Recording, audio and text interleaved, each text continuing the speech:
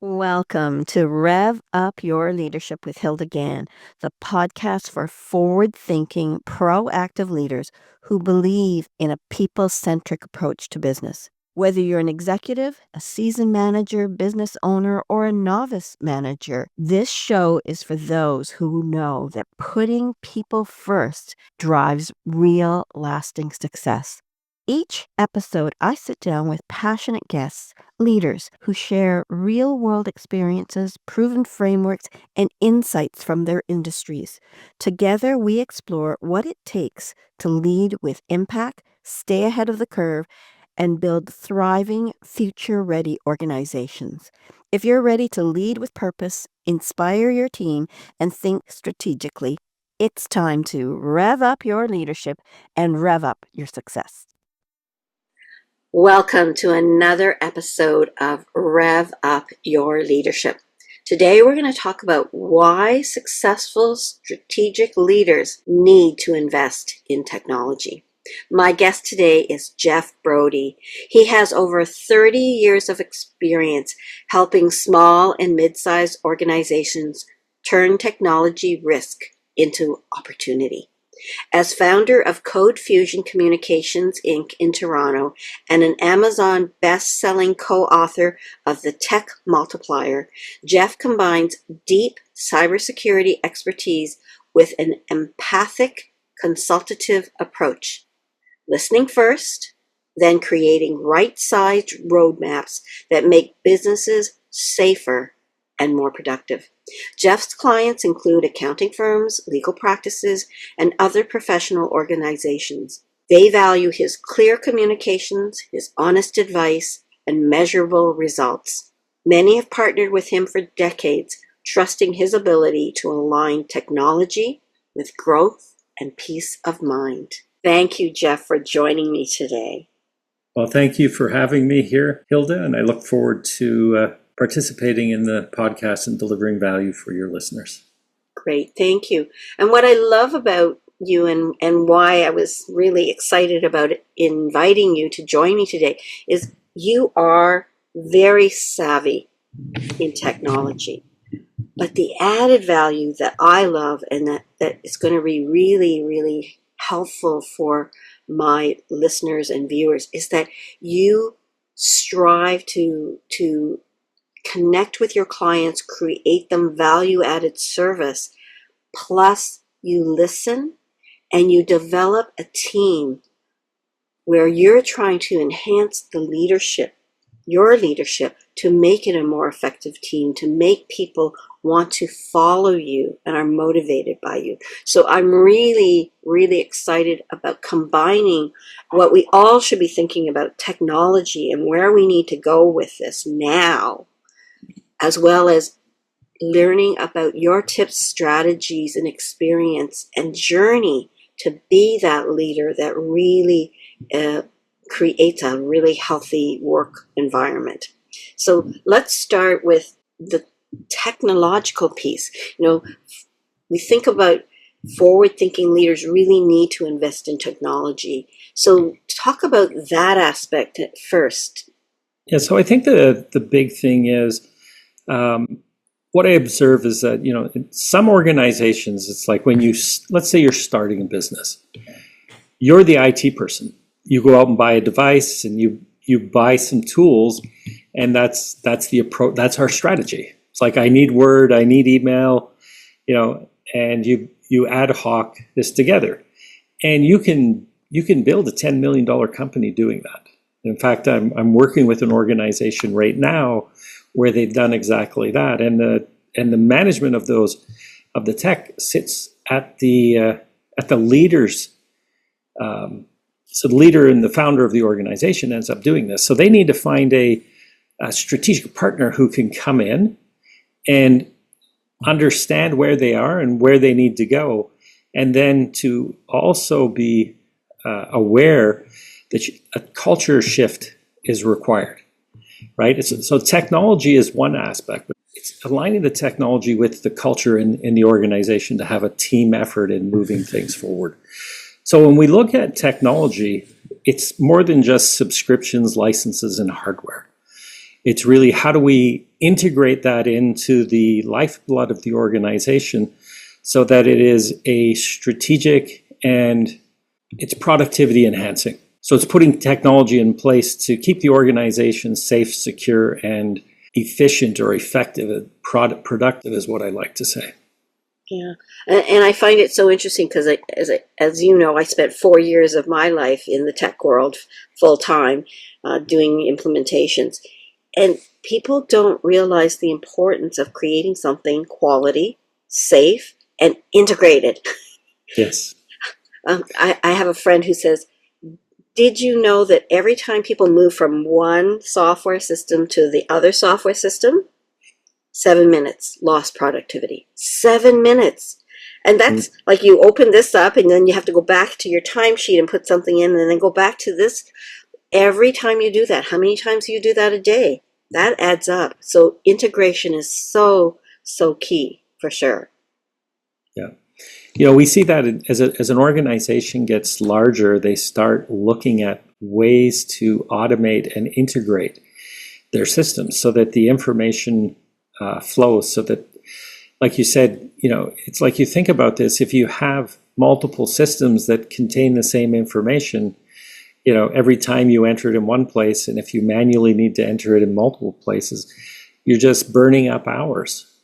Mm-hmm. And so that the productivity, so the integration is key in making sure that the components speak to each other and that you really do have a single point to manage and view the data in the organization. And, this is where like a lot of people now are looking to AI and how can I use artificial intelligence to build workflows and to automate these things. And while we're looking at the efficiency side, if we remember when we were kids, there was Jiminy Cricket, the devil and the angel on the shoulders whispering in your ear. So I need to say, absolutely, I'm all for creating efficiency and automation in an organization. However, I'm also going to whisper in your ears, say, let's make sure that data is protected. Let's make sure that your intellectual property is protected and that we have a strategy to do this so that we're not inadvertently publicizing confidential and, potentially exposing our intellectual property. So that's something so it's a balance, right? And that means really, as leaders, people should be thinking about planning the technology, not just purchasing this software, that software, and not thinking about the foundation, the integration. That's a recipe for kind of disaster. I'm pretty good a systems thinker, and I take pride in when my husband and I had our engineering company and we grew it to 125. I never had to blow anything up. Every software that I purchased, I thought about, can it grow as we grow? What, is it integrated with everything? And I would quiz these salespeople because they promise you everything and it kind of, no, that's that software's fault. No, that's that software's fault, not our software. We have nothing to do with that. So it really does take kind of a strategic approach to this. Want to comment on that more, Jeff? Yeah, absolutely. I mean, so, as I go into an organization and I'm helping out, the first thing that I do is I interview all the leaders, the key people in the organization, and I find out, how are you doing things today? What's the tool sets you're using? And then, what's going well for you? And with what's going well, what would you want to do to make things go even better? So how can we enhance the productivity further? And, perhaps you have a few frustrations that you think a few things could be, if we paid attention to them, documented and figured out how do we improve these processes. A lot of it comes down is to understanding the business process and then aligning technology to support that process, right? And sometimes what happens is organizations is they get technology and then they try to fit their processes into the technology after the fact. And, if you're buying a ERP or a CRM system, most of them do not work for you out of the box. You have to customize them and you have to make them work to your business. So the first thing in order to do that is you have to understand the mapping of your business processes and your workflows so that then the ERP or CRM people can actually make it work the way your business works and provide you that productivity enhancement. So it's about strategy and planning. You know, there's a lot of times in business we're forced to put the cart before the horse.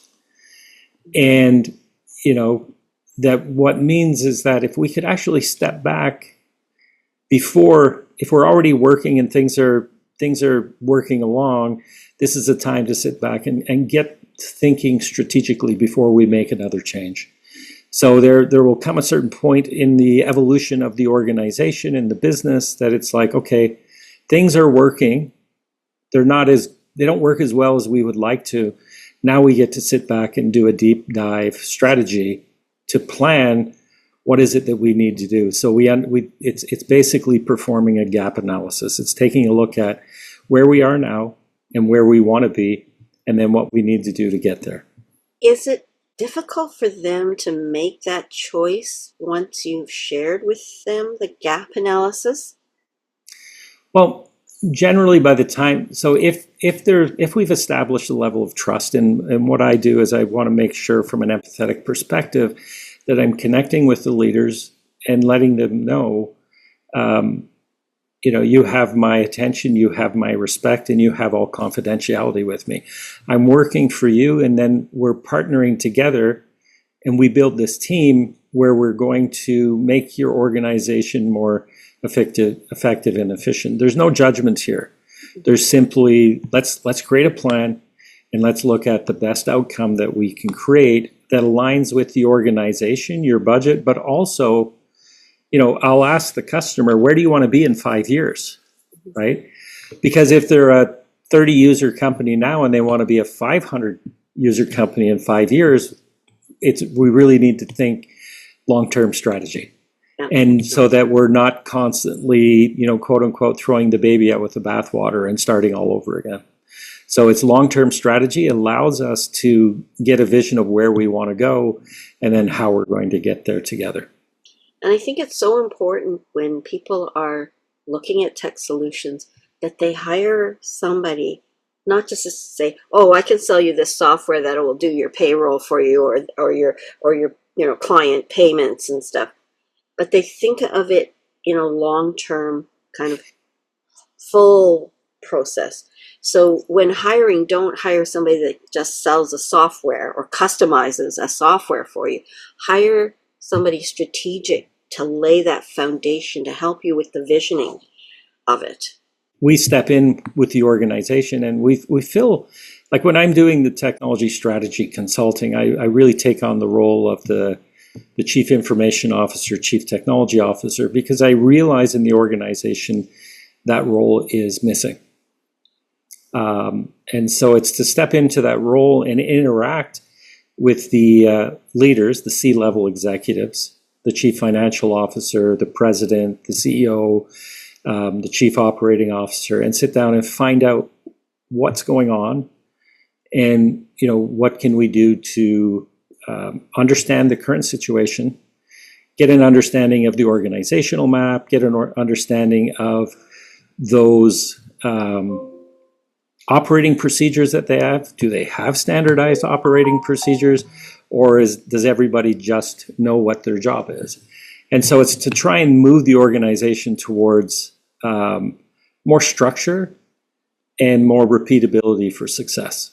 And it's such a big responsibility. I remember, you know, when we were at 25 people, I mean, that's a happening thing. There are a lot of computers being bought, and every time you grow, and you want to make sure you've got the foundation right. You've got to make sure that the people you hire are also thinking quality standards, so that they're not here for 2 years and then they're gone, and all of a sudden you find out there's a real big mess in terms of your infrastructure.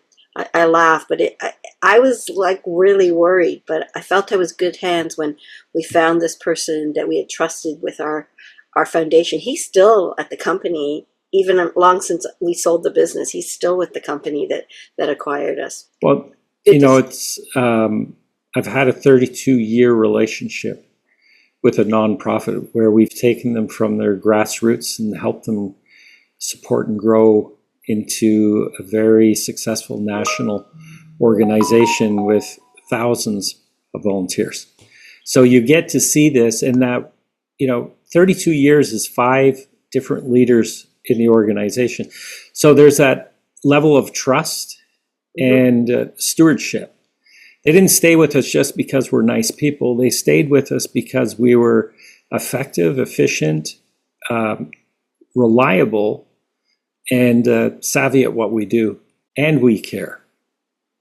And I think that's a testament to you. And I think this is why I felt I wanted you to come on as a guest. You are tech savvy, and I mean that in a more kind of wider perspective than just a piece of software or 5 pieces of software, but that stewardship, that understanding that you need to plan and create something, not for today and tomorrow, but that whatever you're creating, that foundation has got to stand that test of time as you grow. Like, we didn't know we were going to grow to 125, but when I created my HR structures foundation, it nurtured the culture.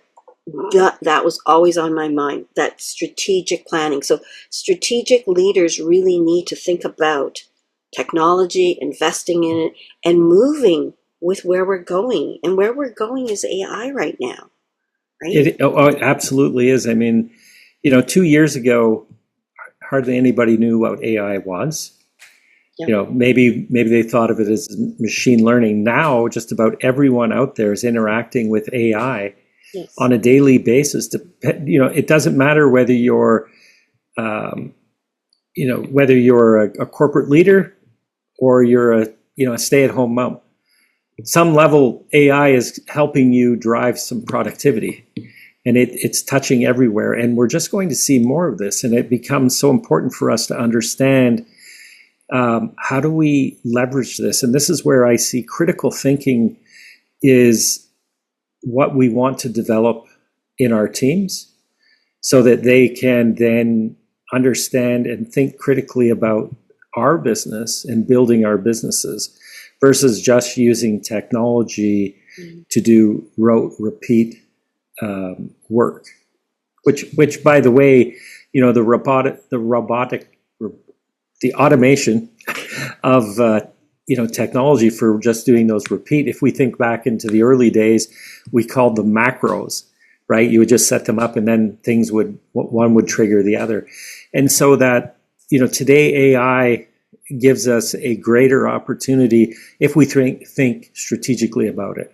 If we sit down and figure out where are we going to get the greatest returns and how can we use AI to enable our teams to do more and be more effective.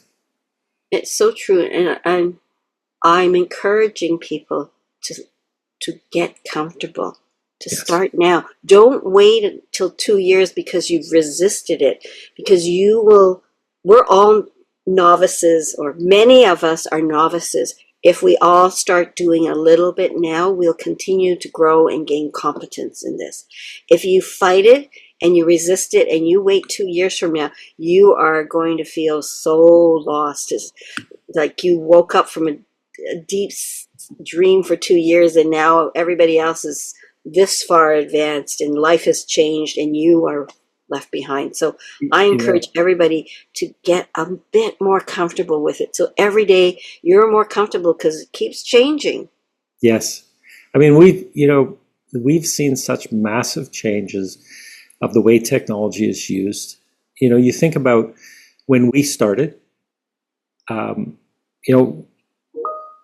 we didn't even have a computer on every desk in business.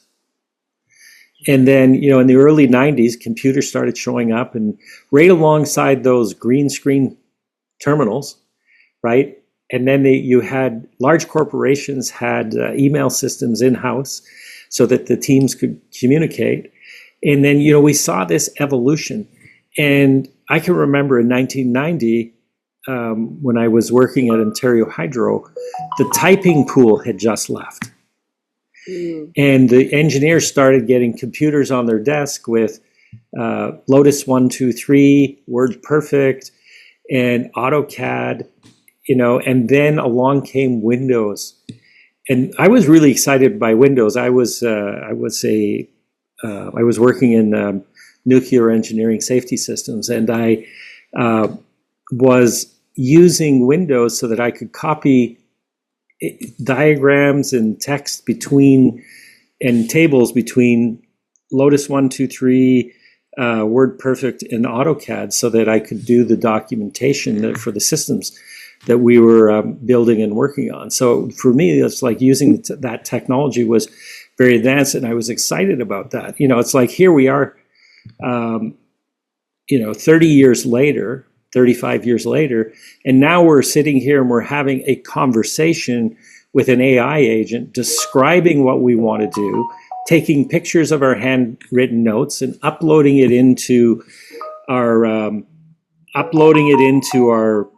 our systems, and having the AI engine transcribe our notes and then summarize them and take our voice commands like an assistant would to help us prepare a document as an approach. So when we use technology and we use it wisely, we can leverage our time. I hope you're enjoying this episode of Rev Up Your Leadership with Hilda Gann. Are you looking to build stronger teams, enhance communication, or lead with a people-first approach? I'd love to invite you to a free 30-minute discovery call to explore how we can help you with strategic HR consulting, leadership training, and team and communication effectiveness training. Visit peoplebrightconsulting.com to book your call. Now let's get back to the episode. I want to talk a little bit about the risk side. Yeah, let's do it. And, that's where it's like organizations, having a necessity beyond airs and emissions insurance, E&O, and moving into thinking more cyber insurance. So I work with a lot of small, medium enterprise, and I also have a soft spot for working with the nonprofit, the non-government organizations. And what breaks my heart is if they were to have a cyber incident, and they're not doing what they said they would do, even if they had a cyber policy, they wouldn't be approved. So we're seeing cyber insurance companies denying claims because people aren't implementing everywhere what they said they would do. So, there's the Canadian Center for Cybersecurity talks about these 13 baseline controls, and we call them safeguards. It's like putting in two-factor authentication, strong passwords, making sure your updates are being run, your security updates and your virus stuff. So making sure all those are in points. And that's what the insurance companies looks for. And so does, the Privacy Commissioner of Ontario. And if you deal with credit cards, those credit card processing companies, they all ask the same questions. So it's that in order for for a leader to know that their organization is safe and secure, they need someone taking care of the basics. And it's so needed. What size of organization would you say would require this? I think that the reality is in today's world, every organization, even from the solopreneur, definitely when you're getting into the larger the organization, it's not necessarily revenue, it's the risk exposure. So you may have a nonprofit that's doing, roughly $1 million a year, but they may have information that could, if they had 100,000 users in their support database, and that information got exposed, that every one of those people in that list needs to be notified. And I was talking to a chair of a board, and he said, well, if I had to send a letter out to my 100,000 people, that would be $3 just to mail out each letter. Mm-hmm. He says, so right there, he says, just for one mailing, that's $300,000. And he says, we all know that it takes more than one mailing to communicate this out to your list if you were compromised. So the risk gets high. And this is not about fear mongering. It's just about keeping our eyes open and know that the risk is out there and the risk is real. And if you have a partner who can take care of this for you and make these things so that you know that they're just a check mark on a list, it's done. And it takes a special kind of person who loves to do, the details of that and follow through. Yeah. Because I think the big concern is always you hire somebody who does that, and when they leave, you realize they never did this compliance check. Mm-hmm. And then you have big surprises. Hopefully. And that's kind of along the lines of looking at an organization from a proactive approach versus a reactive approach. And it's the same, it comes down to the same way in our leadership. How do we as leaders lead our people? Are we out in front of them, encouraging them, being the servant leader? Or are we the person who's pointing fingers and pushing them from behind? So, it gets back to that strategic leader. A strategic leader is more proactive than reactive. And this is where, it's like as leaders, what we need to do is, we need to be in touch with our teams and our leadership style and how we communicate. And one of the things I've learned over the duration of my career is that my frustration is not my team's responsibility. So I need to be able to first, if I'm frustrated about something, it's that understanding it's an unmet expectation. And then I need to ask myself, have I communicated that to my team? And what helps me with that is I've worked with Hilda with the Fascination Report. So it helps me understand how the world sees me.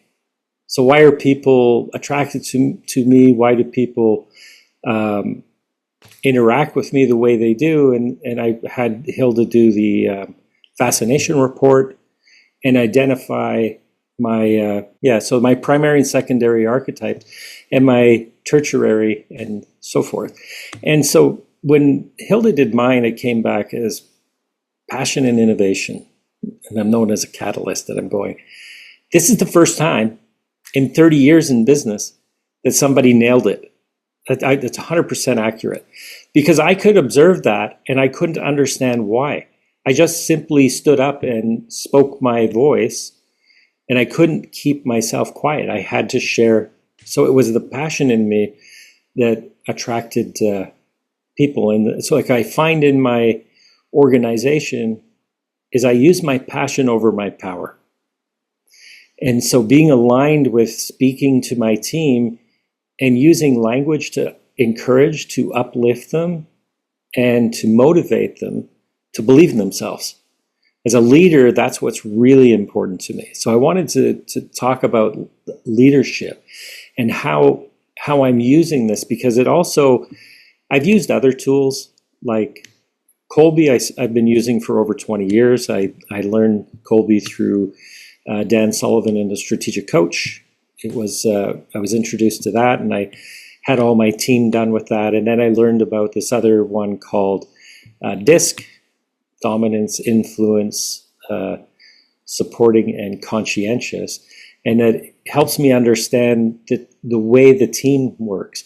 So adding this new element with the Fascination Report allows me to have more of a 360 view, inside, outside, and what's going on in the head, right? So the outside view is the fascination. The inside motivation comes from our Kolbe, just the way that we naturally approach things. And then DISC tells, kind of like how my personality shows up to influence things. And these tools, are part of my toolkit. So when I'm looking at team members, I would always run a Kolbe and a DISC so that I could see, how do I need to communicate with people?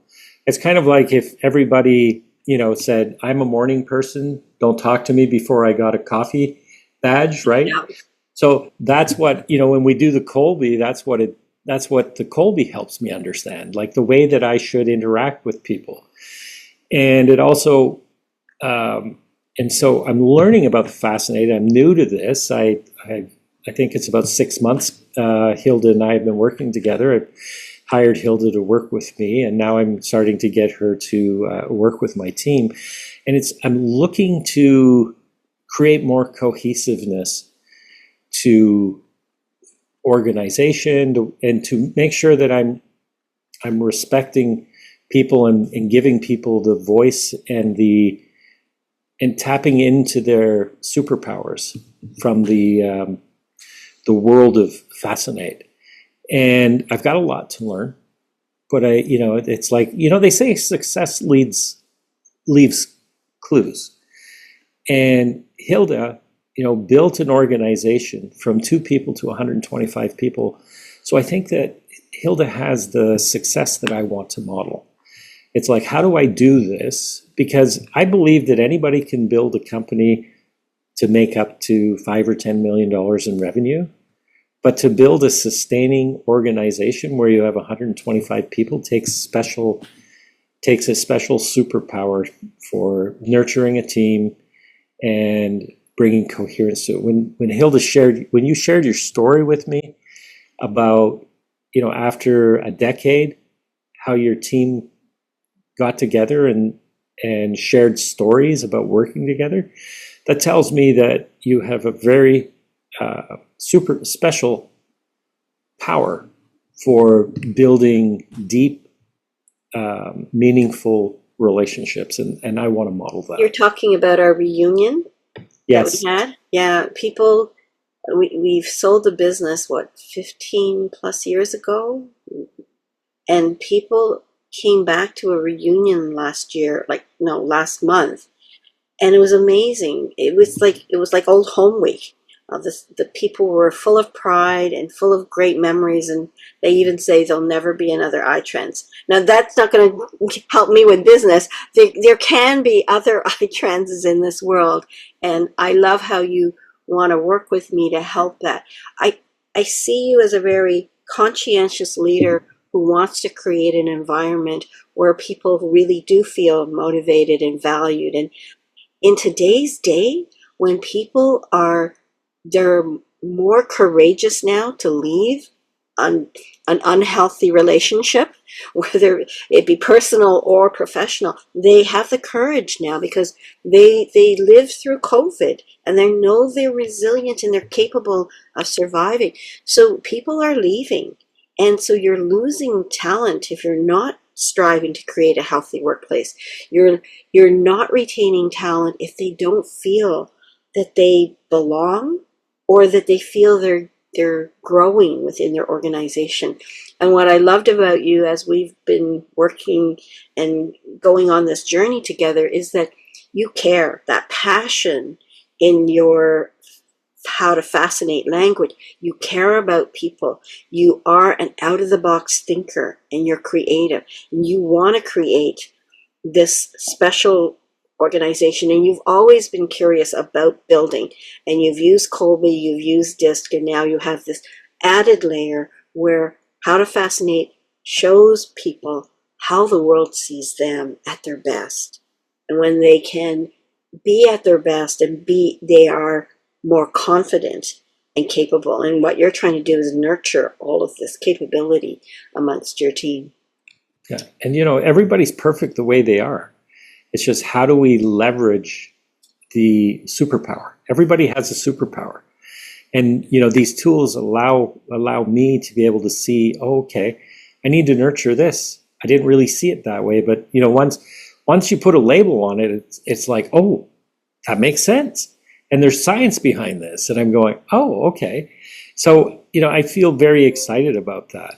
And, I think that there's an element of, if I was to look at leadership, there's an element for leaders out there who are facing technology challenges, right?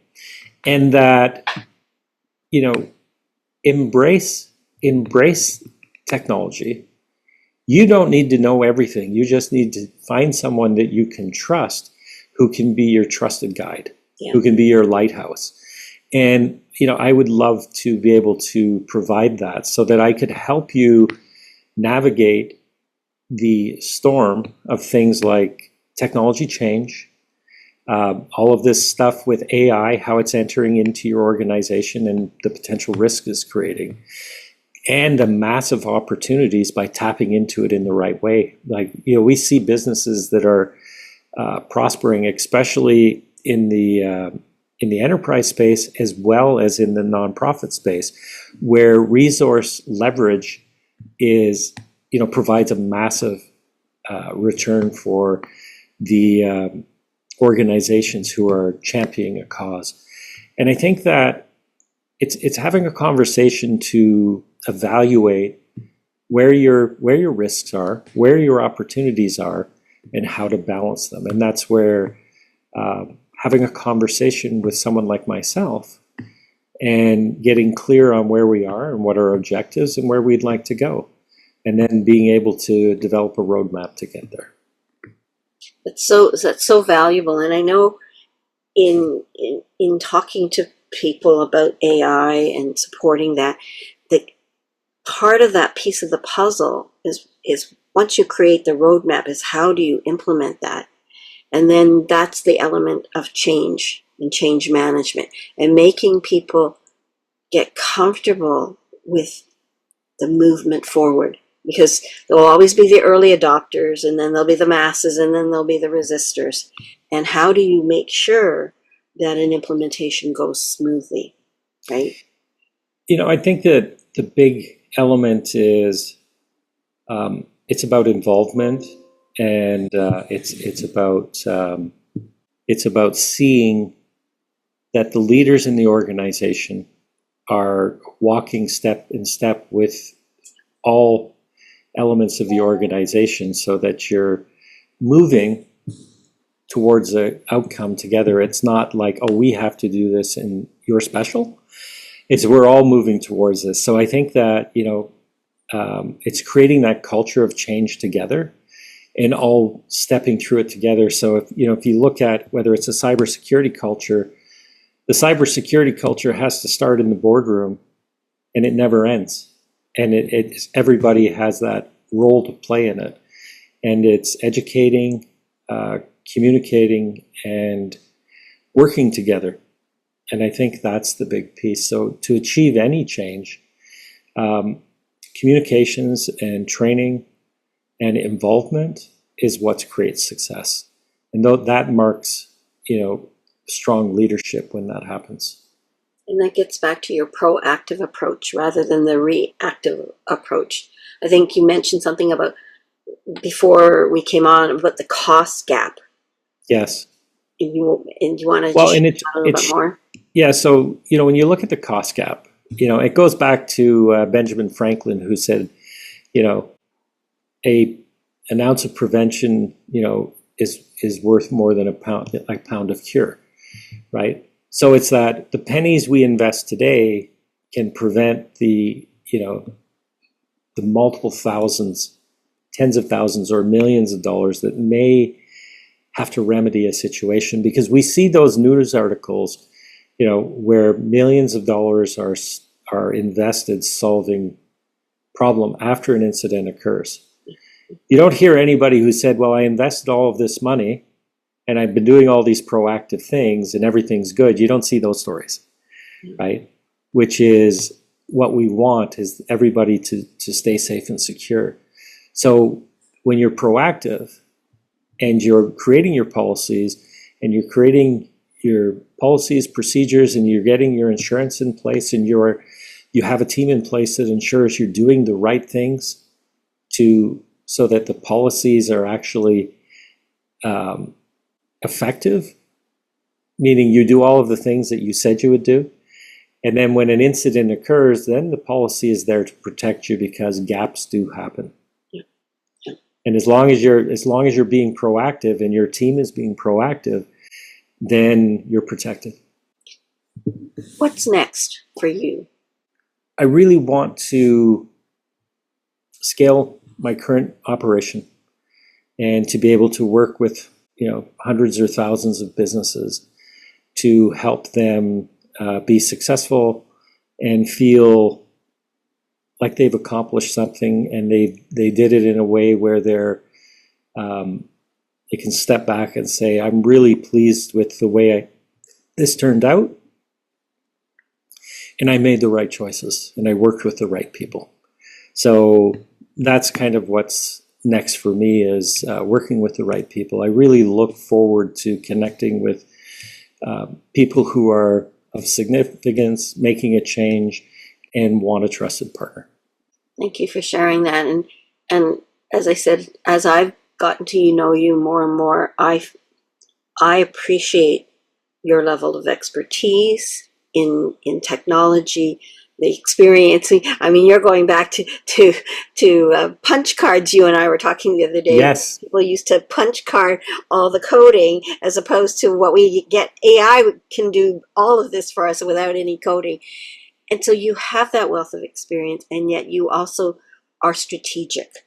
So it's not about just, getting the next latest and greatest and just a piece of the puzzle. You want to create and help people with the pie, not just a piece of the pie, but the whole pie, and help them make it and bake it really well. And then this whole notion of the passion, innovation in you, creating a people-centric team, working with clients from a people-centric perspective. So you're going to help guide that roadmap creation and also the change. So yes, I wish you much success. How do people get a hold of you, Jeff? So you can reach me by going to my LinkedIn profile. That's Jeff S. Brodie. And the company is Code Fusion Communications. You can check out us on our website, Codefusion, CODEFUSION.com. And you will find a self-assessment, a readiness scorecard on our website that you can take and find out where you stand in these 13 safeguards, baseline requirements as recommended by the Canadian Centre for Cybersecurity. And it's a great launch point to have a conversation.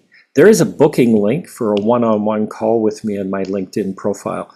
So go ahead and check there. I look forward to having a conversation with you and getting to know you and your organization, and providing as much value as I can. Thank you. Thank you, Jeff, for being such a wonderful guest, sharing your wisdom both on the tech side and the people leadership side, and asking us to really be strategic about how we develop our cybersecurity, our AI, and our technology for the future. Thank you very much for being this wonderful guest. Well, thank you so much, and thank you to the listeners for joining us today. And to my listeners, thank you for listening or viewing. Give it a thumbs up. I think Jeff was full of wonderful information that you as a leader can use in your career, in your profession, in your business. And if you like this, subscribe, because we will continue to bring leaders that will help you be a better leader. So rev up your leadership skills and have a great day. Thanks for tuning in to Rev Up Your Leadership with Hilda Gann. Be sure to like, comment, and subscribe to our podcast on YouTube and Spotify to stay up to date with our latest episodes.